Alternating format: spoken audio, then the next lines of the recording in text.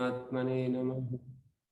ओम श्री गुरुभ्यो नमः। ओम मातृशक्तये नमः। ओम असतो मा सद्गमय तमसो मा ज्योतिर्गमय मृत्युर्मामृतंगमय। ओम शांति शांति शांति। उपनिषद कक्षा 146 तैत्तिरीय उपनिषद की 33वीं कक्षा। भृगुवल्ली का दशम अनुवाक पर विचार कर रहे थे।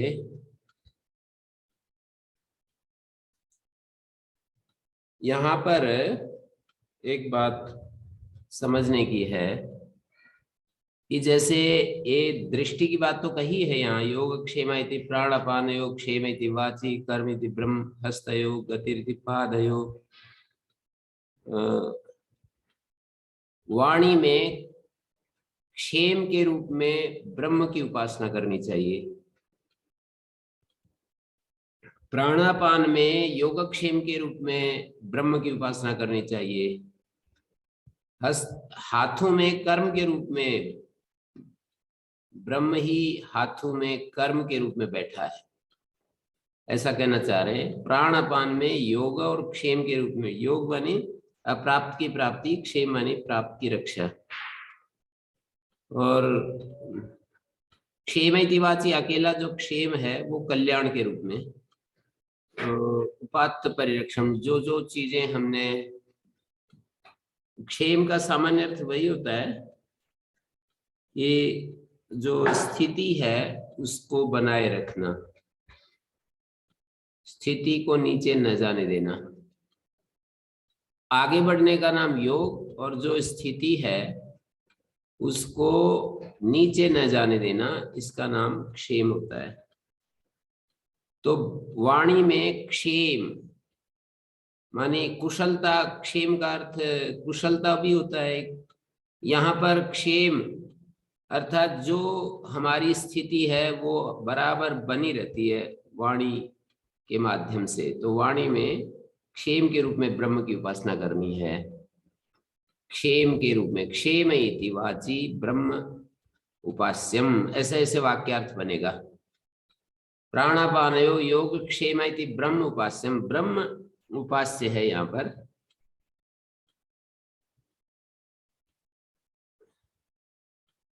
ये ऐसा दूसरी जगह जो उपासनाएं होती हैं उसमें एक दृष्टि करने की बात कही जाती है कि भाई रामम दशरथम विद्धि, राम को दशरथ समझो, सीता माता को तुम माम विद्धि जनकात्मजाम, मुझको लक्ष्मण की माता कह रही है लक्ष्मण से कि मुझे सीता के रूप में देखना। अर्थात निम्न में उच्च दृष्टि को ला करके, निम्न में उच्च चीज को निम्न में ला करके देखना होता है। जैसे दशरथ उच्च है, उसमें राम, रामम दशरथम विद्धि, राम को दशरथ समझना, मतलब दशरथ दृष्टि राम में करनी है। अयोध्या में, वन में अयोध्या दृष्टि करनी है। जैसे जंगल में घूम रहे हैं तो ऐसे समझना कि मैं अयोध्या में घूम रहा हूँ, और सीता में माँ की, और सीता को ऐसे देखना जैसे माँ के पास हो।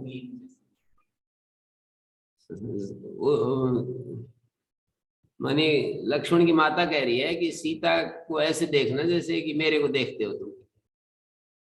तो यहाँ पर उस तरह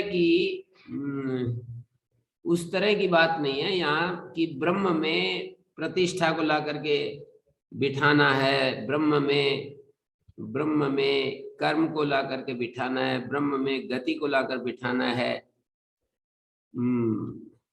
पैरों में जो गति है उस गति को ब्रह्म में लाकर बिठाना है। माने ये कहना ये चाह रहे हैं कि पैरों में जो गति है वो ब्रह्म ही है, ऐसे समझना। पैरों में जो गति है वो ब्रह्म है, हाथों में जो कर्म है वो ब्रह्म है। कर्म के रूप में ब्रह्म को उपास्य है, मतलब हाथों में जो कर्म शक्ति है वो ब्रह्म ही है। प्राणापान में जो योगक्षेम है वो ब्रह्म ही है। वाणी में क्षेम इति वाची, वाणी में जो क्षेम है, ब्रह्म उपास्यम, क्षेम रूपेण ब्रह्म उपास्यम, उपास्य यहाँ ब्रह्म है, क्षेम के रूप में ब्रह्म की उपासना करनी है। विमुक्ति रीति पायो इति मानुषी समाज्या, मानुषी समाज्या, समाज्या का मतलब ज्ञान, मानुषी विज्ञान या मानुषी उपासनाएं हैं ये। और दैवी उपासनाएं तृप्ति वृष्टौ, वृष्टि, वृष्टि में तृप्ति के रूप में ब्रह्म की उपासना करनी है। इसी तरह से विद्युत में बल के रूप में ब्रह्म उपास्य है, मानी विद्युत में जो बल है वो ब्रह्म ही है, वृष्टि में जो तृप्ति है वो ब्रह्म ही है, पशुओं में जो यश है वो ब्रह्म ही है, नक्षत्रों में जो ज्योति है वो ब्रह्म ही है। उपनिषदों में बार बार एक ही बात को दोहराया गया है कि सर्वम खलु इदम ब्रह्म, नक्षत्रों में जो ज्योति है वो ब्रह्म ही है, और उपस्थ में जो प्रजा है, अमृत है, और ऋण विमोक्ष से जो एक आनंद होता है,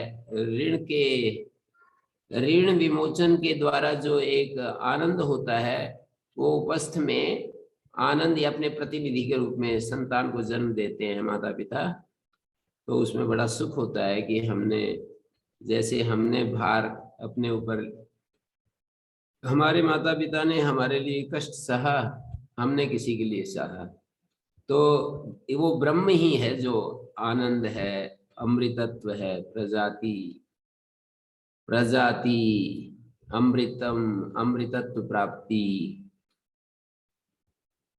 आनंद, तीन शब्द हैं, प्रजाति, अमृतम, प्रजा की प्राप्ति वो ब्रह्म ही है, अमृतत्व की प्राप्ति ब्रह्म ही है, आनंद ब्रह्म ही है। सर्वमिति आकाशे, आकाश में जो सब कुछ है वो ब्रह्म ही उपास्य है। बार बार भाष्यकार एक पंक्ति लिख रहे हैं, एवं अन्येषु एवं उत्तरेषु अन्येषु तेन तेन आत्मना ब्रह्म, उस रूप में ब्रह्म ही उपास्य है। उस रूप में का मतलब योगक्षेम के रूप में, कर्म के रूप में, गति के रूप में, विमुक्ति, जैसे विसर्जन करते हैं वायु के माध्यम से, जो अनावश्यक चीजें हैं उनको छोड़ते हैं, शरीर उसका त्याग करता है, तो वो जो त्याग है शरीर में, जो अनावश्यक जो मल मूत्र आदि, तो वो त्याग जो है वो ब्रह्म ही है। और विद्युत में बल है, और पशुओं में यश है, नक्षत्रों में ज्योति है, ये सब ब्रह्म, प्रजाति, अमृतत्व प्राप्ति, आनंद, ये सब उपस्थ में ब्रह्म ही बैठा है। सर्वमिति आकाशे, आकाश में जो कुछ भी है, आकाश में तो सब कुछ ही आ गया, तो एक प्रकार से एक एक को गिना करके, कुछ एक को गिना करके उपलक्षण के रूप में, और फिर सामान्य रूप से सभी का नाम ले दिया कि ये सब जो है ब्रह्म ही है। आकाश में सर्वम ब्रह्म इति उपास्यम, सर्वम आकाशे ब्रह्म इति उपास्यम,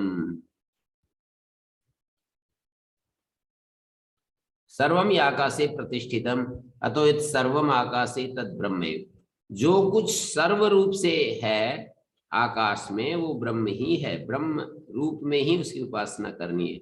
प्रकारांतर से वही जो उपनिषद, छांदोग उपनिषद का वचन है, सर्वम खलु इदं ब्रह्म, वैश्वानर विद्या में भी ऐसे ही, गायत्री विद्या में भी, अनेक अनेक विद्याओं के माध्यम से यही सिखाया है कि सब में जितनी भी चीजें हैं वे सब में ब्रह्म, ये एक दृष्टि है। स्वामी दयानंद की भाषा में यदि सोचे तो सब में ब्रह्म है, ये थोड़ा एक कदम और आगे बढ़कर कह देते ये सब ब्रह्म ही है, ब्रह्म के अतिरिक्त कुछ नहीं है, सब में ब्रह्म, सब ब्रह्म, बस इतना सा ही फर्क है। दोनों दृष्टियां आपके सामने रख दी हैं, आपको जो पसंद है वो स्वीकार कर लें और अपनी उपासना को आगे बढ़ाएं।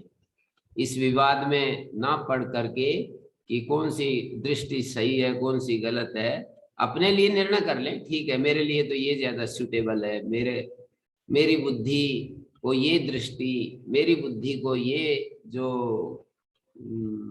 मार्ग है, ये पद्धति है, वो अधिक मुझे सही लगती है, तो उसको पकड़ करके उपासना को आगे बढ़ाएं। सर्वमिति आकाशे, आकाश में सब जो कुछ है वह ब्रह्म रूप ही है। आकाश में जो कुछ है उस सब में ब्रह्म है। ऐसे सप्तमी में बदलना पड़ेगा, बदलने में तो कोई भार नहीं है। संस्कृत शब्दों को यदि हमें एक विभक्ति से दूसरी विभक्ति में ले जाना है तो उसमें कोई भार नहीं है। व्याकरण वाले तो इसको आराम से कर लेते हैं। पर मूलतः उपनिषद की ध्वनि जो है क्या है, ये अपने अपने लिए हमें खोजनी है। श्रुति क्या कह रही है ये खोज करनी है हमें अपने अपने लिए, और उस पर स्थिर होना है। तो सर्वमिति आकाशे, आकाश में जो कुछ है वह सब ब्रह्म है। समानाधिकरण है सर्वम और ब्रह्म का, यश और ब्रह्म का, ज्योति और ब्रह्म का, आनंद और ब्रह्म का। अब उपस्थ में जो आनंद है उस आनंद में ब्रह्म ही है, ऐसा करना पड़ेगा। आनंद ही ब्रह्म है, ये तो मेरे सिद्धांत को भी आपत्ति नहीं है, आनंद ही ब्रह्म है। अमृतम, अमृतत्व प्राप्ति वो ब्रह्म है। सर्वमिति आकाशे तत्प्रतिष्ठा इति उपासित। तो यहाँ सर्वमी आकाशे प्रतिष्ठितम, सर्वम आकाशे तत् ब्रह्मैव उपास्यम, तच्च आकाशम ब्रह्मैव। यहाँ पर ना आकाश को भी ब्रह्म ही बता दिया। आकाश में जो कुछ है वह ब्रह्म, और आकाश भी ब्रह्म। आकाश में जो कुछ भी हमको दिखाई देता है वह सब ब्रह्म है, और आकाश भी ब्रह्म ही है। तच्च आकाशम ब्रह्मैव तस्मात् तत्सर्वस्य प्रतिष्ठा इति उपासित। इसलिए ब्रह्म जो है तत्सर्वस्य प्रतिष्ठा, तद ब्रह्म सर्वस्य प्रतिष्ठा, सबका प्रतिष्ठा है। प्रतिष्ठा माने आधार है, स्थिति हेतु है, सबकी प्रतिष्ठा है, सबका आधार है, आधार हेतु है, सर्वाश्रय। सर्वाश्रयत्वेन प्रकृतम तत्प्रतिष्ठा।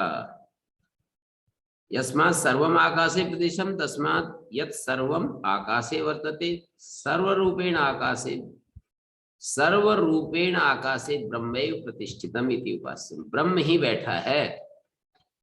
अच्छा तो बड़ा लगता है देखने में ये, और इसी को हम पढ़ते रहे अहोरात्र दिन रात, तो बहुत बहुत कुछ पर दुनिया के व्यवहार प्रपंच, कभी भूसा डालना है, कभी झाड़ू लगानी है, गायों का गोबर उठाना है, कभी गाय हमारी इच्छा के विरुद्ध फल लाती हैं, कभी बछड़ा देती हैं, फिर बछड़ाओं की एक समस्या, उनको कहाँ छोड़ें।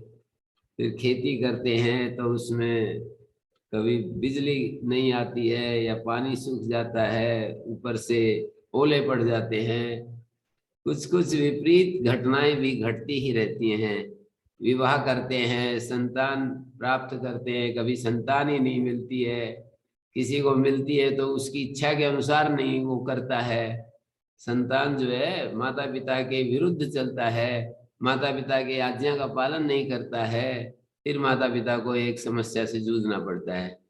ये सब जो है जीवन के विविध रूप हैं, सब कुछ ब्रह्म ही है, सब सूत्र गायब हो जाते हैं। जैसे कि जब मैं थोड़ा सा कुश्ती वगैरह में रहा हूँ युवावस्था में, बहुत लंबे लंबे मतलब घंटों तक कुश्तियां करते रहते थे। सभी अपने अपने हिसाब से अपने को, जिसके पास शारीरिक बल होता है वो कुश्ती करते रहते हैं, खेलते रहते हैं। जिनके पास कुछ नहीं होता है वो समय को किसी और एंजॉय करते हैं, किसी और माध्यम से। कोई सेवा भावी होता है वो सेवा के माध्यम से एंजॉय करता है। सब खोज रहे हैं आनंद को ही, रस को खोज रहे हैं। रसम ही लब्ध्वा आनंदी भवति, रस के बिना जीवन निरर्थक प्रतीत होता है। इसलिए जिनको रस सूख जाता है, जिनके जीवन का रस सूख जाता है तो आत्महत्या के लिए बढ़ जाते हैं। तो जीवन का स्वरूप संघर्षमय है। शांति के समय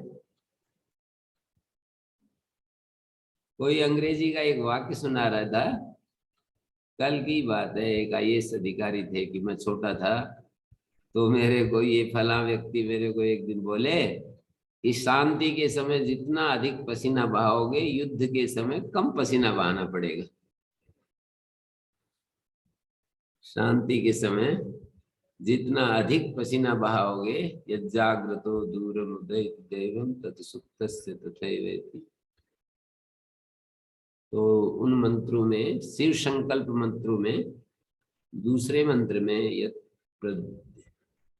दूसरा मंत्र क्या है?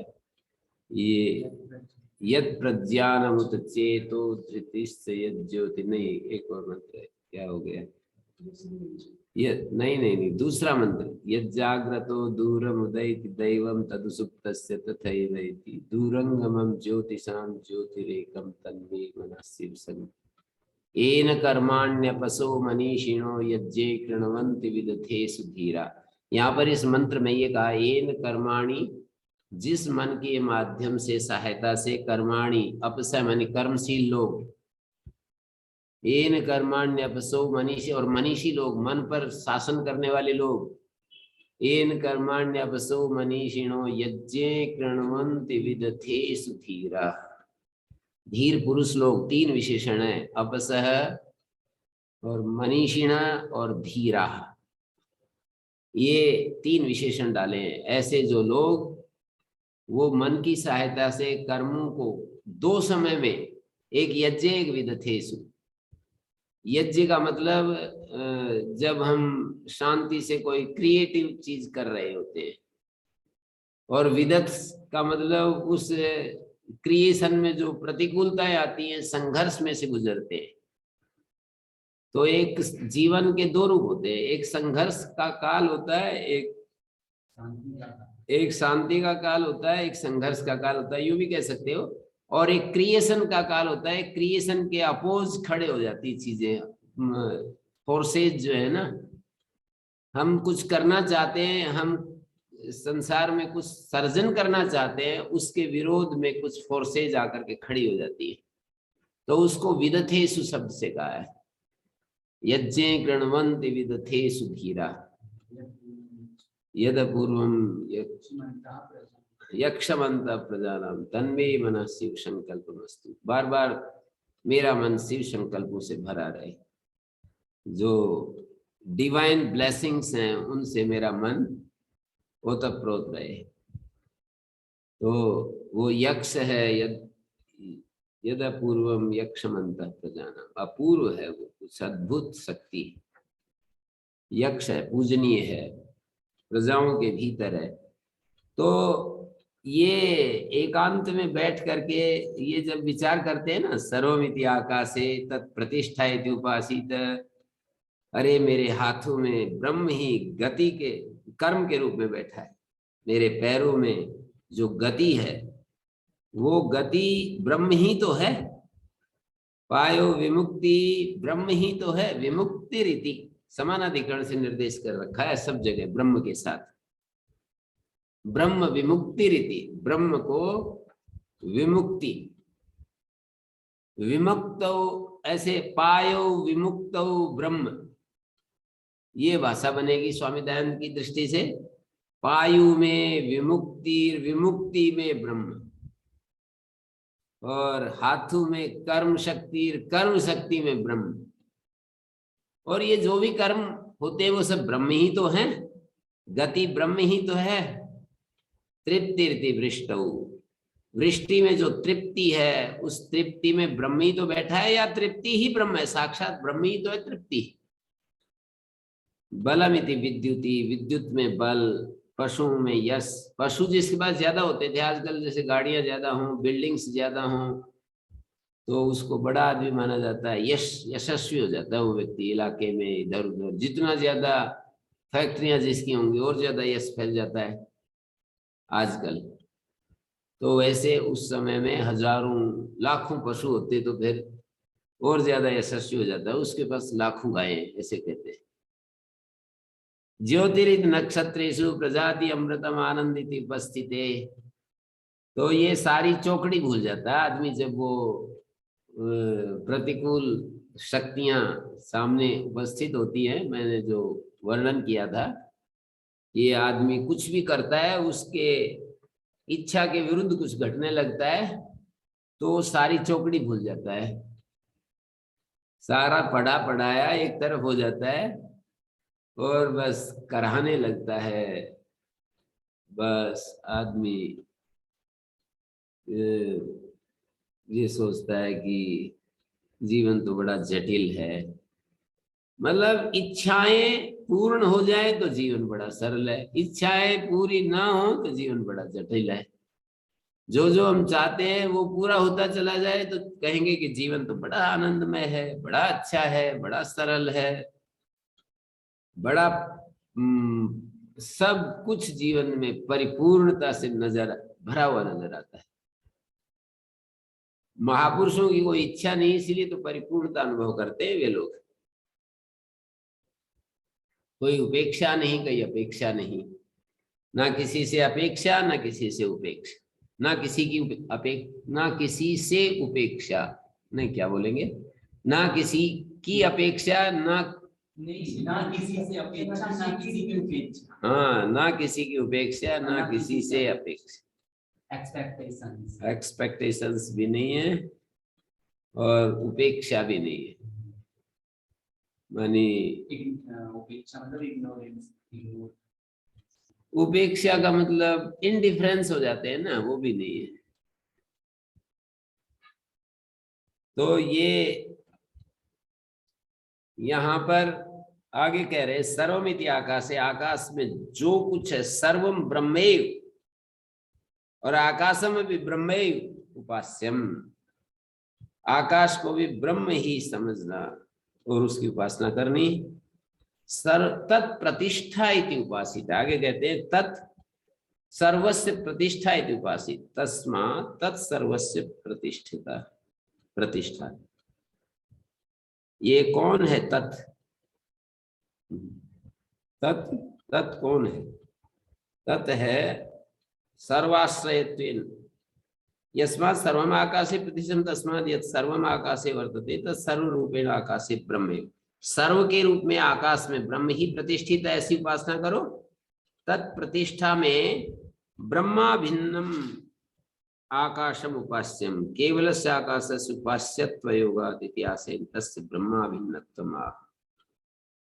वो जो आकाश है, तत् आकाशम, ब्रह्मा भिन्न जो आकाश है, वो प्रतिष्ठा सर्वाश्रयत्वेन, सबका आश्रय है। वो प्रतिष्ठा माने होता है सर्वाश्रय, जैसे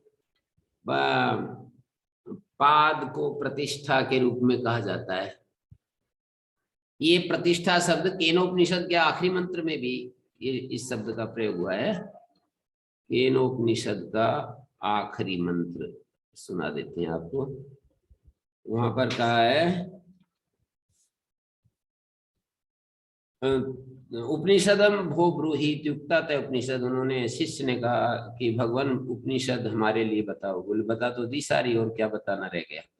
ब्राह्मीम वाव तय उपनिषदम अब्रूमा, ब्रह्म के लिए हितकारिणी जो उपनिषद है, उपनिषद माने ब्रह्म प्राप्ति का जो साधन भूत उपनिषद है, उसको सुन लो। फिर उसको सुन लो। ब्रह्म का ब्राह्मी उपनिषद तो बता दिया, पर उसका साधन क्या है उसको बता देते।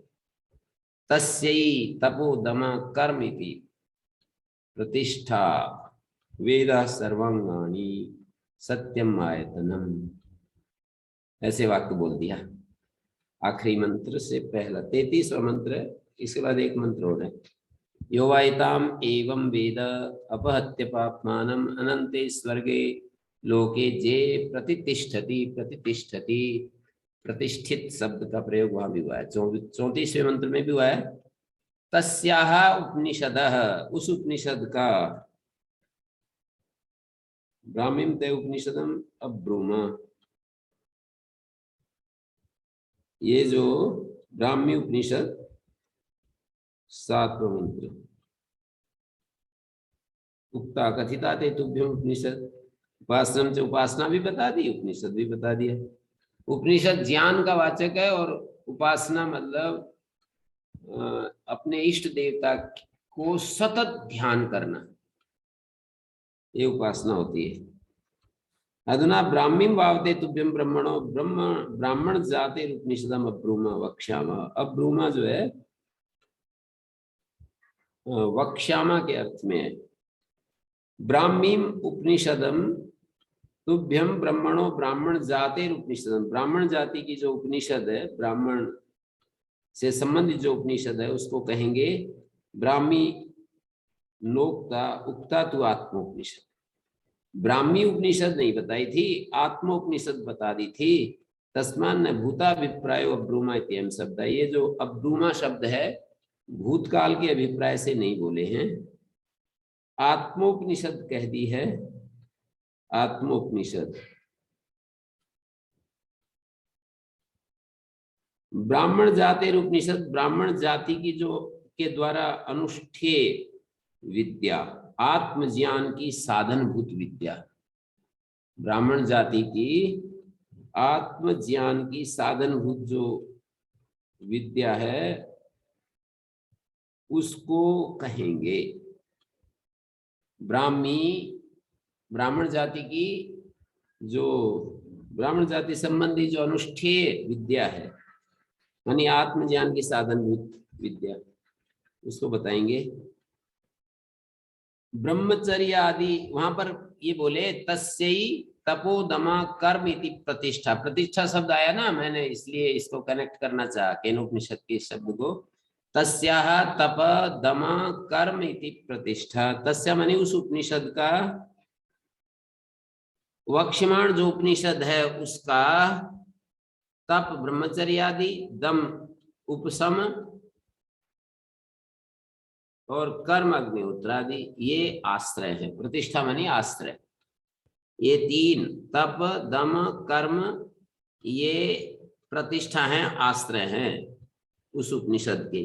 एतेषु ही सत्सु ब्रह्म ब्राह्मोपनिषद प्रतिष्ठा। इन तीनों के होने पर जड़ जम जाती हैं, ब्राह्मोपनिषद की जड़ जम जाती हैं, फिर आगे वृक्ष खड़ा होता है। वेदास चत्वारो अंगानी च सर्वाणि, और सारे वेद, चारों वेद और उनके अंग होते हैं ना, शिक्षा कल्प व्याकरण निरुक्छंद ज्योतिष, ये भी प्रतिष्ठा है। वेदा सर्वांगाणी, प्रतिष्ठा की अनुवृत्ति कर लेंगे। ब्रह्माश्रया ही वेदाश्रया ही विद्या।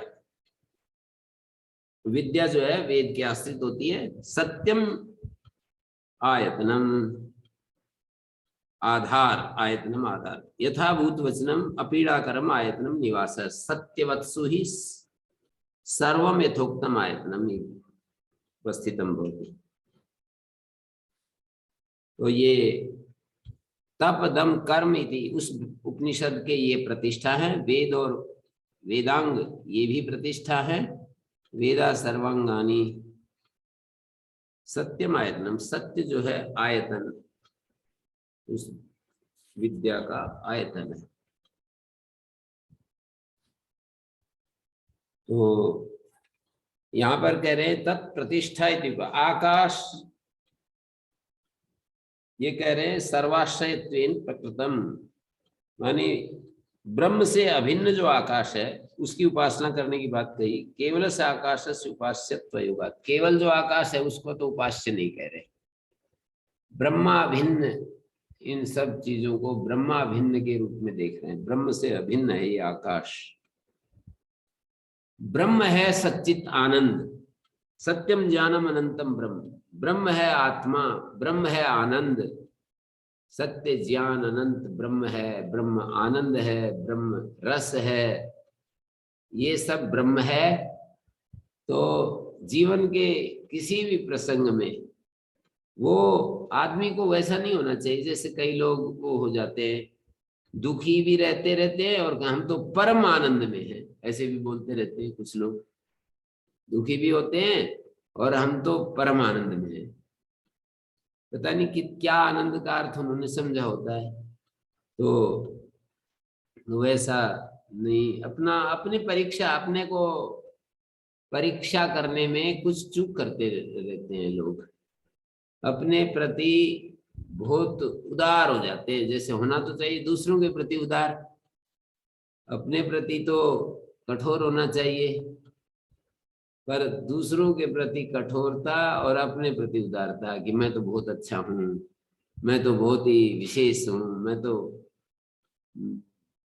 आनंद में रहता हूँ, मैं तो ब्रह्म भाव में रहता हूँ, ऐसे ऐसे बोलते रहते।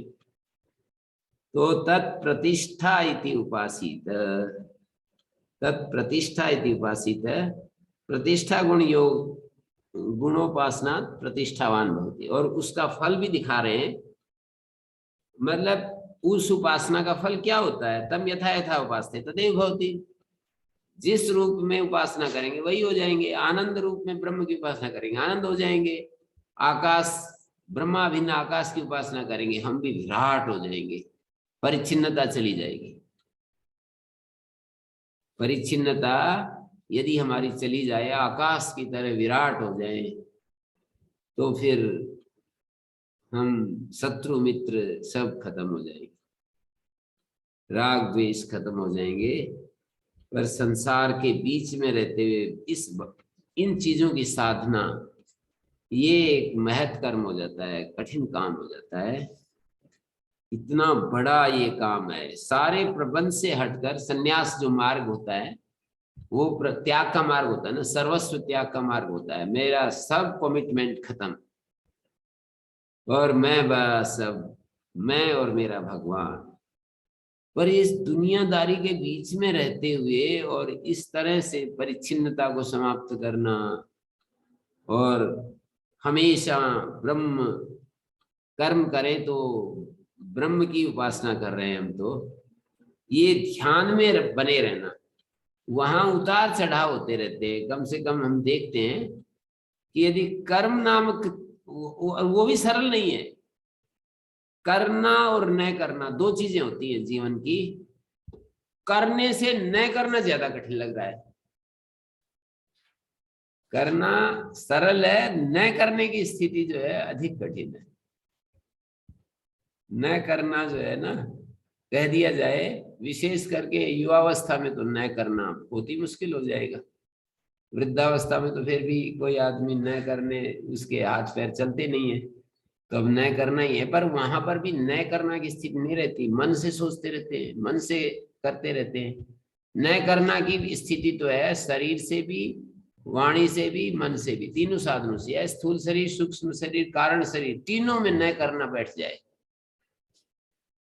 तो समझ लो इसको कहते हैं सर्वस्व त्याग। और काम्यानाम कर्मणाम न्यासम संन्यासम कवयो विदु यस्तु कर्म फलम त्यागम स त्यागा इत्यभिधीयते। ऐसा कुछ है ना गीता के 18वें अध्याय में। प्रारंभ ही इस बात से हुआ है कि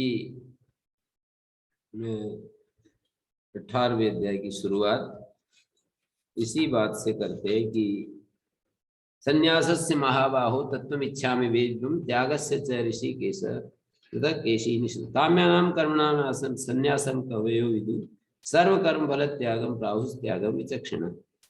सभी काम्य कर्मों का न्यास संन्यास कहलाता है।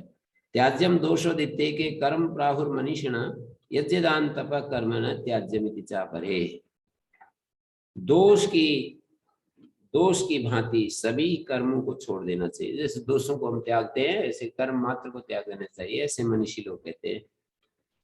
या दोष युक्त कर्मों को त्याग देना चाहिए, दोष युक्त कर्मों को त्याग देना चाहिए, ऐसे मनीषी लोग। यज्ञ दान तप कर्म, तो यज्ञ दान तप कर्म नहीं छोड़ने चाहिए, ये भी कह दिया है। तो यहाँ पर अब उसको प्रतिष्ठा, आश्रय, सर्वाश्रय के रूप में आकाश, जो ब्रह्मा भिन्न जो आकाश है उसको सबका आश्रय मान करके उपासना करनी चाहिए। ऐसा करने से हम भी आश्रय, दूसरों को आश्रय देने वाले हो जाते हैं। प्रतिष्ठावान तन मह इति उपासित है। मह का मतलब महत्व गुण। ब्रह्म जो है महत्व गुणवत है, महत्व गुण से युक्त है, ऐसा उसकी उपासना करनी चाहिए। इसका फल क्या होगा, महान हो जाएंगे। तन मन इति उपासित है, मनन गुण से युक्त है ब्रह्म, ऐसे उसकी उपासना करनी चाहिए। मानवान भवति, मनन समर्थ हो जाएंगे। मनन करने में समर्थ हो जाएंगे। मानवान शब्द का अर्थ है मान वाले, मान का अर्थ मननम मान है। मनन और मान समानार्थक है, जैसे पचन और पाक समानार्थक है, मनन और मान समानार्थक है। मान का अर्थ वैसे कई अर्थों में होता है, पर यहाँ तो मनन मान एक ही बात है। कई अर्थों का मतलब, जैसे प्रमाण अर्थ में भी मान का प्रयोग होता है, प्रमाण। मनन मानी ज्ञान, मनन का साधन प्रमाण। तो मनन मानवान भवति, मनन समर्थ। तन नमा इति उपासित। नमन, नमो नमन, नमन गुणवत है ब्रह्म, सभी के प्रति झुका हुआ होता है, सभी के प्रति झुका हुआ है। अर्थात इस अस्तित्व में जो भी ये जितने भी जीव हैं उसकी तरफ झुका हुआ है। अब हम उसको अनदेखा करें, हमारी इच्छा है, वो तो हमारी तरफ झुका हुआ ही है। तो नमन झुका हुआ अर्थ होता है ना, नमन में प्रभिभाव होता है नमन। तो तन्मह इति उपासित है, और तन्मना इति नमा इति उपासित है।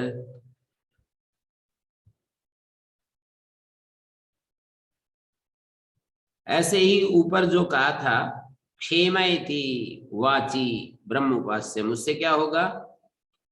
क्षेमादिमान भवति, क्षेम क्षेमादि से युक्त हो जाएगा।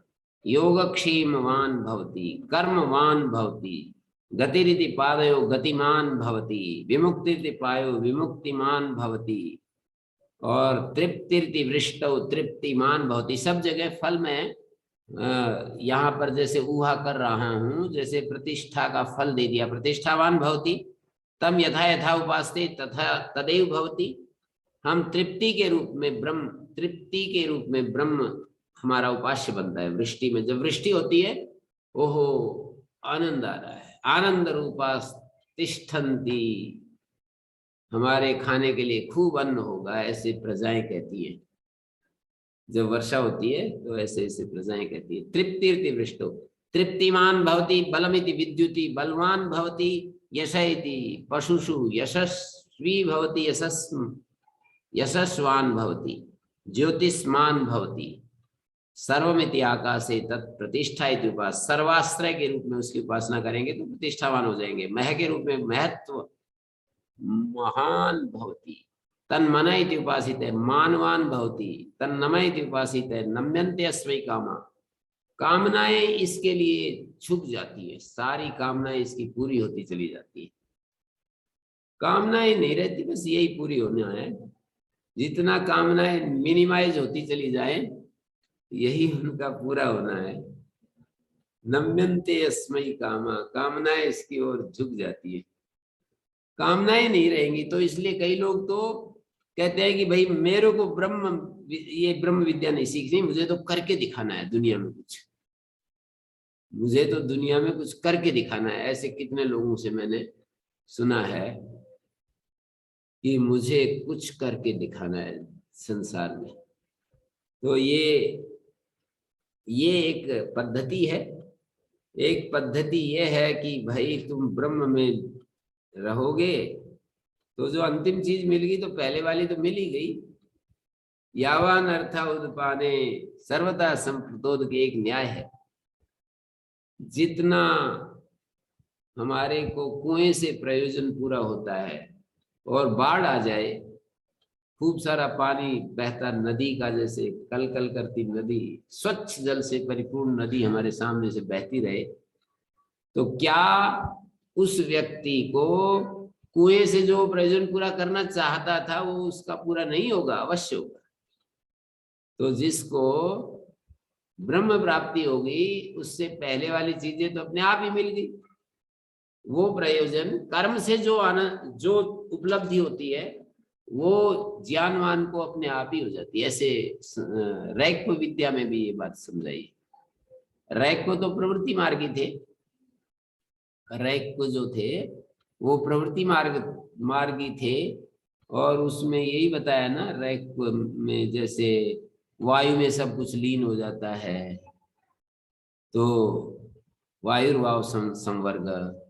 तो ऐसे ही आत्मा में सब लीन हो जाता है, या ज्ञान में सब कुछ लीन हो जाता है। अर्थात ज्ञान होने पर कर्म से जो फल मिला करता है, अलग अलग कर्म से जो फल मिला करता है, वो सब ज्ञानवान को मिल ही जाता है।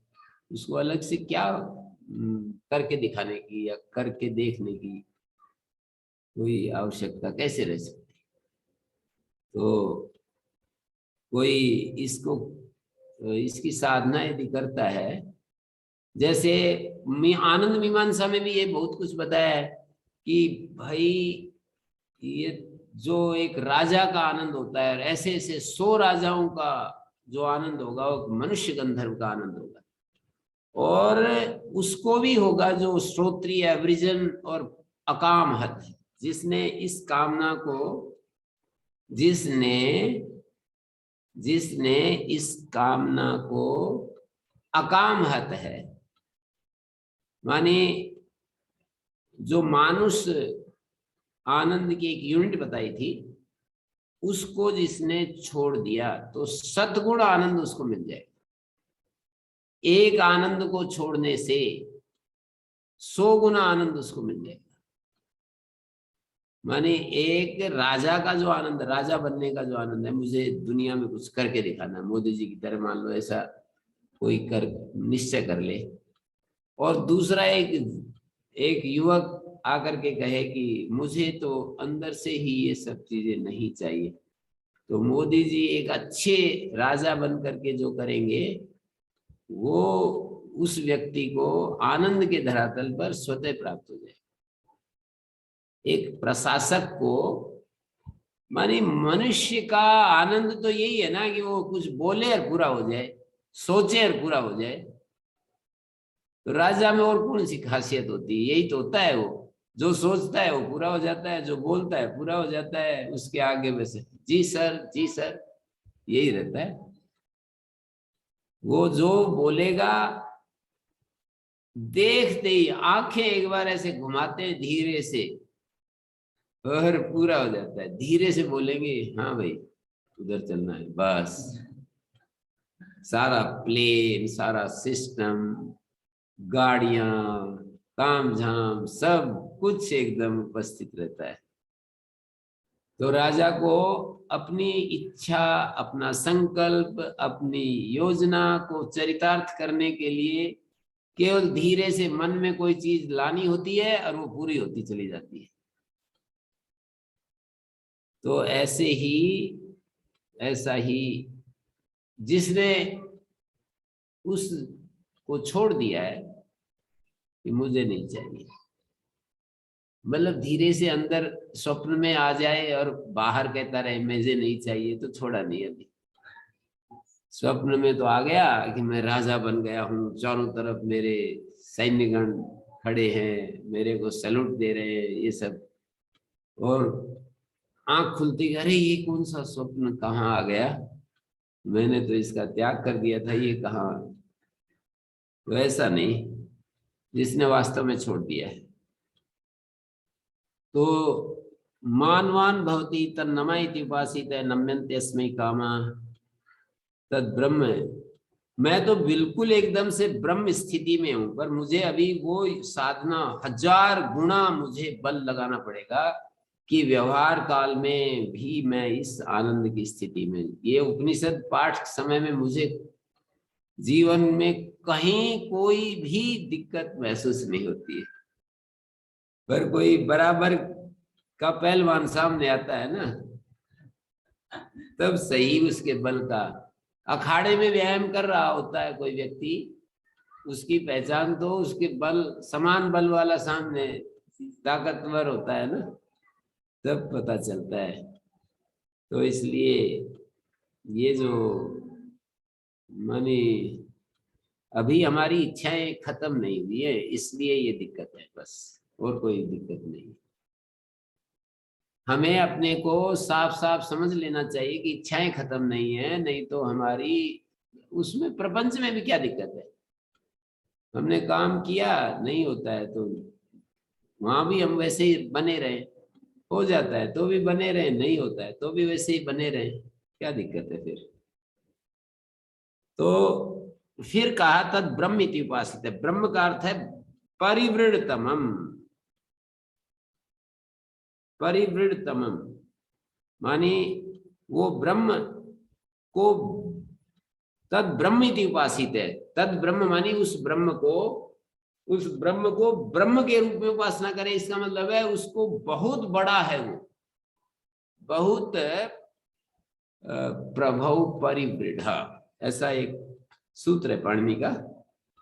ब्रह्म क्या होता है? परिवृढ़ होता है। परिवृढ़ क्या होता है? समर्थतम होता है, सबसे ज्यादा समर्थ होता है। तो ब्रह्म को समर्थ के रूप में उपासना करें, उससे हम ब्रह्मवान हो जाते हैं, परिवृढ़तम हो जाते हैं, समर्थतम हो जाते हैं। यहां तक ये सब बताए। तद गुणो भवति ब्रह्मवान, तद गुणो भवति परिवृढ़तमम इति उपासित है। तद ब्रह्मणा परिमर इति उपासित। उस ब्रह्म के परिमर रूप की उपासना करनी, ये षष्ठी है ना, जैसे राज्य पुरुषा विशेषण डाला हुआ है ब्रह्मणा। कल पूछ रहे थे शेखर जी, ब्रह्मणा परिमर इति उपासित है, ब्रह्म के परिमर गुण की उपासना करनी चाहिए। परिमर गुण क्या होता है?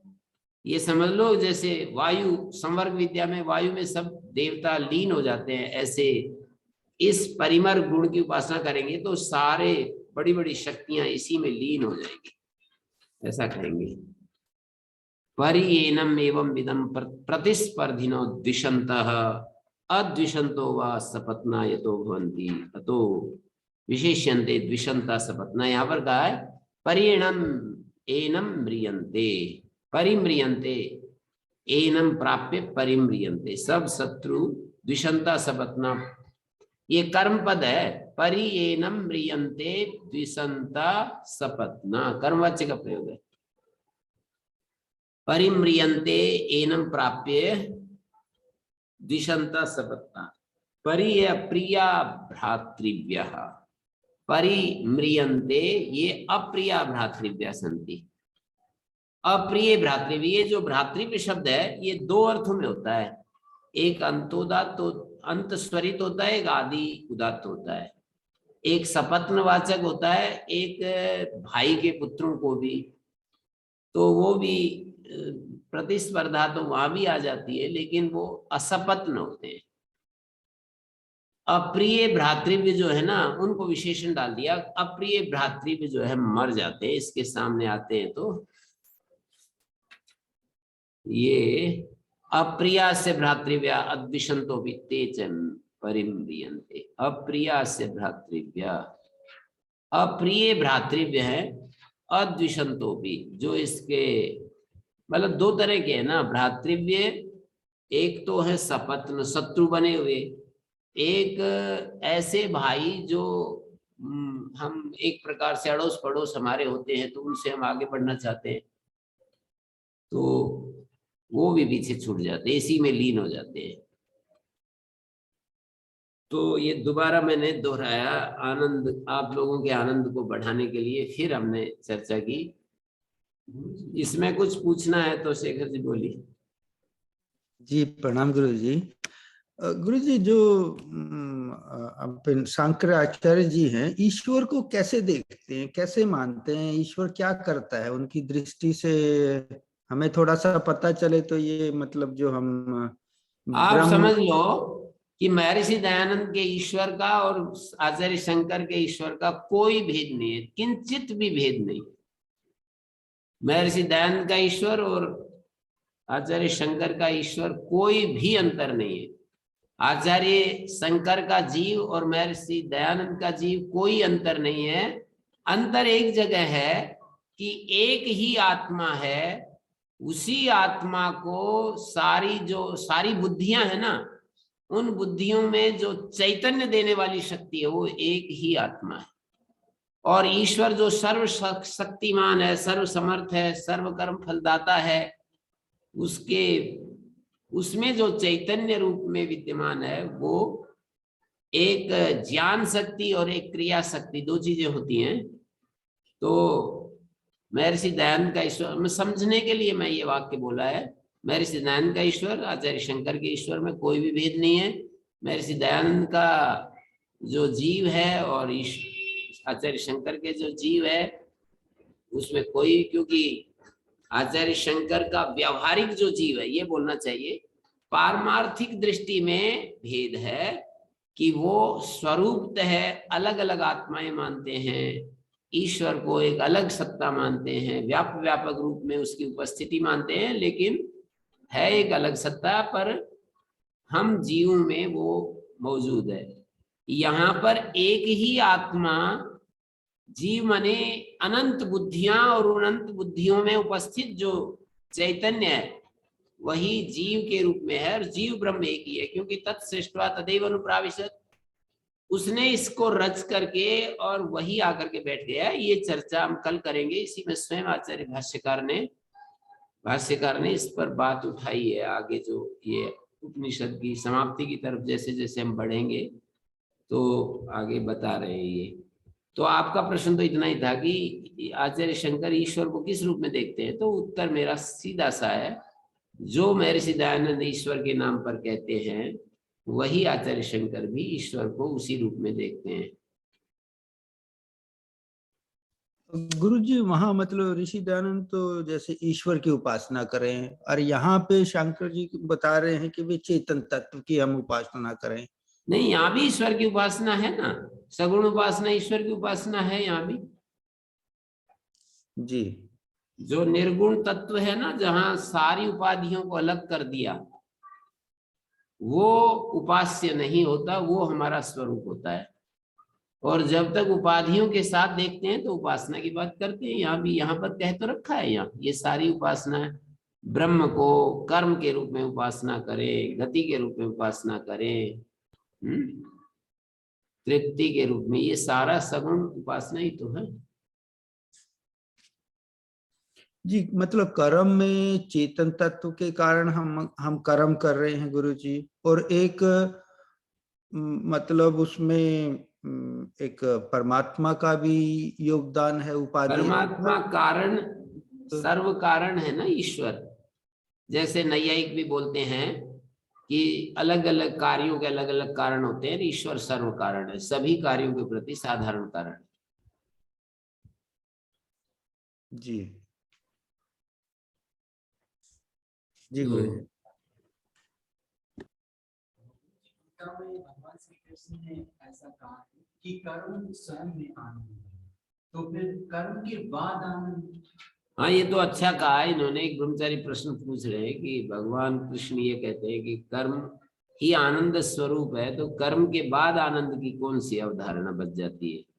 तो ये तो निष्काम कर्म करने वालों का ऐसी दृष्टि होनी चाहिए, ऐसी होती है कि कर्म करते समय आनंद ले लो, बाकी के लिए कुछ छोड़ो ही मत।